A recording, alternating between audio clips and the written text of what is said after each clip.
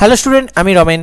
আজকে জিকে ক্লাসে তোমাদের স্বাগত জানাই। আজকে জিকে ক্লাসে 20টা ইম্পর্টেন্ট এমসিকিউ কোশ্চেন নিয়ে আলোচনা করব, যেটা কেন্দ্র বলো রাজ্য বলো সমস্ত সরকারি চাকরির পরীক্ষা এখান থেকে কমন আসবে। বলে রাখি, যারা নতুন দর্শক আছে প্রত্যেক দিন রাত 9টায় আমাদের ফেসবুক পেজে জিকে ম্যাথের ক্লাস আছে এবং ইউটিউব চ্যানেলে সকাল 10টায় জিকে এবং ম্যাথের ক্লাস আছে। তাই ইউটিউব থেকে সাবস্ক্রাইব করবে, ফেসবুক থেকে ফলো করবে। চলো ফার্স্ট কোশ্চেন, সংসদ কী কী নিয়ে গঠিত হয়? এক্ষেত্রে সঠিক উত্তর অপশান ডি, লোকসভা, রাজ্যসভা এবং রাষ্ট্রপতি। তিনটে জিনিস নিয়ে কিন্তু সংসদ গঠিত হয়। নেক্সট, তোমরা যারা সরকারি চাকরি প্রস্তুত নিচ্ছ তোমাদের জন্য কিছু পিডিএফ রেডি করেছি, এখান থেকে প্রচুর তোমরা কমন পাবে। ম্যাথের চ্যাপ্টার ওয়াইজ সমাধান সহ suggestion, WB constable volume 1 practice set, WB constable volume 2 practice set, KP constable practice set, GK suggestion, English suggestion. প্রতিটা পিডিএফ এই মুহূর্তে নিউ ইয়ার অফার চলছে, যেখানে 20% অফ তোমরা পেয়ে যাবে। তো অবশ্যই আমাদের সাথে হোয়াটসঅ্যাপে যোগাযোগ করতে হবে এই পিডিএফগুলো বাই করতে হলে, আর এই 20% অফারের লাভ ওঠাতে হলে। আমাদের হোয়াটসঅ্যাপ নাম্বার দেখতে পাচ্ছ 8017190064। এই হোয়াটসঅ্যাপে তোমাকে কিন্তু যোগাযোগ করতে হবে।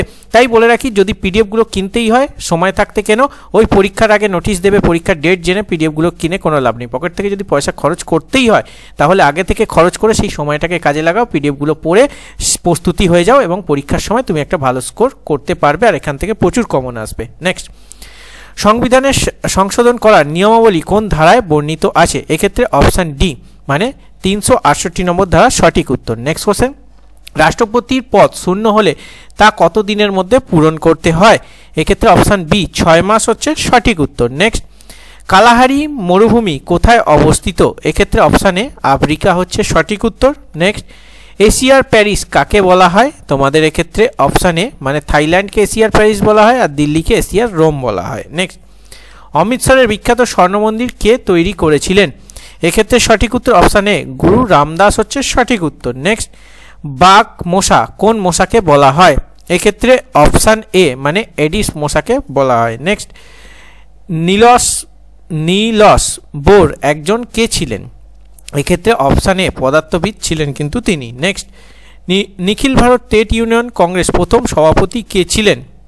এক্ষেত্রে অপশান এ লালা রাজপথ রায়।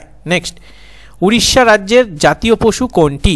এক্ষেত্রে অপশান বি সম্বর হরিণ হচ্ছে সঠিক উত্তর। নেক্সট, ভারতের পঞ্চায়েত রাজ ব্যবস্থা কত সালে শুরু হয়?